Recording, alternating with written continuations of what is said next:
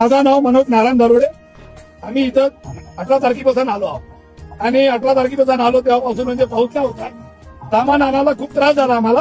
हे लंगरचं सामान आम्ही नागपूरहून आणतो, इथं भक्तांची सेवा करतो, त्यांना जेवायला देतो, सारखे स्वयंपाक होते आणि त्याच्यानंतर जागेवर बसून त्यांना जेवण देतो. आम्ही त्यांना पत्ता सुद्धा आम्ही उठून नाही देत. आणि आमच्या जे नागपूरमध्ये जे जेवण होते आमच्या गिरीचं निमगिरीचं एक अलगच म्हणजे एक प्रथा आहे. आणि इथं सकाळी चहा आणि तो बिस्किट होते, त्याच्यानंतर 4 वाजता जेवण, दुपारी नाश्ता, हे सर्व आम्ही देतो.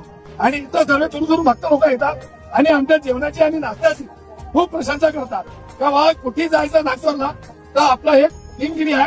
त्या निमगिरी स्थानमध्ये सर्व सुविधा राहते, झोपाची राहते, जेवाची राहते, नाश्ता पाणी सर्व राहते. फक्त सहकुशीने येतात, नाच गाणं सर्व करतात, खुशीने आपल्या इथं टाईम देतात आहे. आणि रात्र झाली का लगेच आरती होते, जेवण करतात, सर्व भक्त इथं थांबतात.